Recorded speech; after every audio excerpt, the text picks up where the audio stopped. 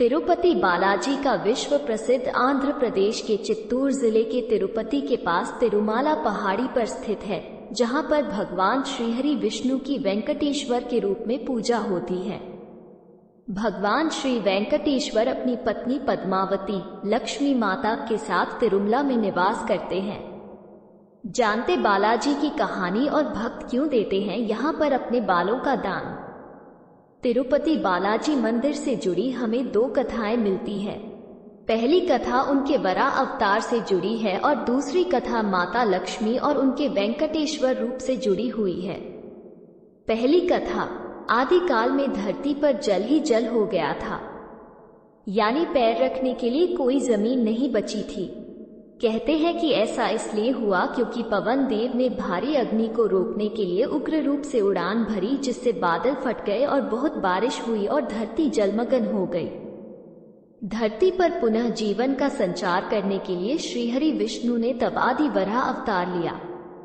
उन्होंने अपने इस अवतार में जल के भीतर की धरती को ऊपर तक अपने तुस का उपयोग करके खींच लिया।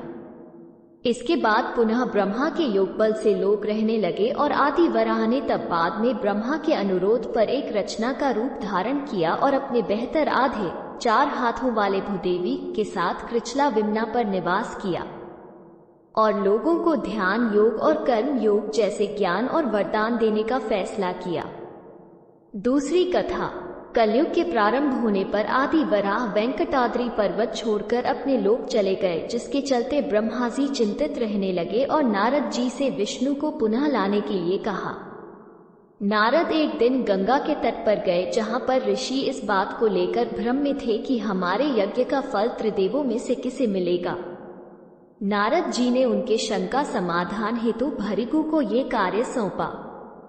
भृगु ऋषि सभी देवताओं के पास गए, लेकिन भगवान शिव और विष्णु जी ने उनकी बातों पर ध्यान नहीं दिया तो वे क्रोधित हो गए। क्रोधित होकर भृगु ऋषि ने विष्णु जी की छाती पर एक लात मार दी। इसके बावजूद विष्णु जी ने ऋषि के पैरों की यह सोचकर मालिश की कि कहीं उनके पैरों में दर्द ना होने लगा हो। ये देखकर ऋषि भृगु को सभी ऋषियों को उत्तर दिया कि उनके यज्ञ का फल हमेशा भगवान विष्णु को समर्पित होगा। परंतु श्रीहरि विष्णु की छाती पर लात मारने के कारण माता लक्ष्मी क्रोधित हो गई। उन्हें अपने पति का अपमान सहन नहीं हुआ और वे चाहती थी कि भगवान विष्णु ऋषि भृगु को दंडित करें, परंतु ऐसा नहीं हुआ। परिणाम स्वरूप उन्होंने वैकुंठ को छोड़ दिया और तपस्या करने के लिए धरती पर आ गई और करवीरापुरा कोल्हापुर में ध्यान करना शुरू कर दिया। इधर विष्णु जी के इस बात से दुखी थे कि माता लक्ष्मी उन्हें छोड़कर चली गई।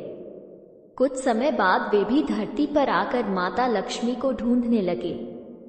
जंगल और पहाड़ियों पर भटकने के बाद भी वो माता को खोज नहीं पाए।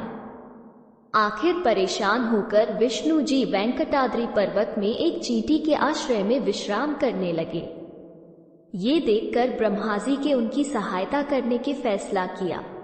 वे गाय और बछड़े का रूप धारण कर माला लक्ष्मी के पास गए।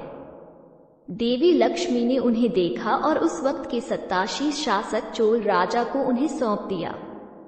राजा ने उसे चरवाहे को सौंप दिया, परंतु वो गाय सिर्फ विष्णु जी के रूप श्रीनिवास को ही दूध देती थी, जिस कारण चरवाहे ने उस गाय को मारने का प्रयास किया। तब श्रीनिवास ने चरवाहे पर हमला करके गाय को बचाया और क्रोधित होकर उन्होंने चोल राजा को एक राक्षस के रूप में जन्म लेने का श्राप दे दिया। राजा ने दया की प्रार्थना की। तब श्रीनिवास ने कहा कि राजा को दया तब मिलेगी जब वो अपनी बेटी पद्मावती का विवाह मुझसे करेगा। जब ये बात देवी लक्ष्मी पद्मावती को पता चली तो वे वहां आई और तब उन्होंने श्रीहरि को पहचान लिया, और जिसके बाद भगवान विष्णु और लक्ष्मी जी एक दूसरे से लिप्ट गए और इसके बाद वे पत्थर में बदल गए। फिर ब्रह्मा जी और शिव जी ने हस्तक्षेप करके लोगों को इस अवतार के उद्देश्य से अवगत कराया।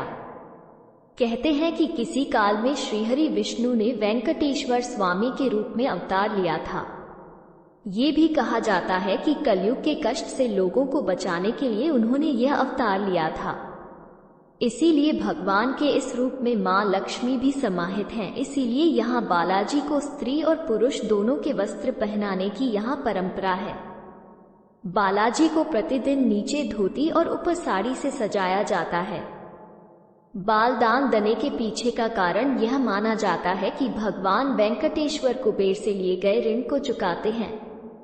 कथा अनुसार जब भगवान वेंकटेश्वर का पद्मावती से विवाह हुआ था, तब एक परंपरा के अनुसार वर को शादी से पहले कन्या के परिवार को एक तरह का शुल्क देना होता था, लेकिन भगवान वेंकटेश्वर ये शुल्क देने में असमर्थ थे। इसलिए उन्होंने कुबेर देवता से ऋण लेकर पद्मावती से विवाह किया और वचन दिया कि कलयुग के अंत तक वे कुबेर का सारा ऋण चुका देंगे। उन्होंने देवी लक्ष्मी की ओर से भी वचन देते हुए कहा कि जो भी भक्त उनका ऋण लौटाने में उनकी मदद करेंगे, देवी लक्ष्मी उन्हें उसका 10 गुना ज्यादा धन देंगी। इस कारण तिरुपति जाने वाले विष्णु भगवान पर आस्था रखने वाले भक्त बालों का दान कर भगवान विष्णु का ऋण चुकाने में उनकी मदद करते हैं। भारत की बेटी को इतना प्यार देने के लिए धन्यवाद। कृपया वीडियो को लाइक करें और चैनल को सब्सक्राइब करें। आपका दिन शुभ हो।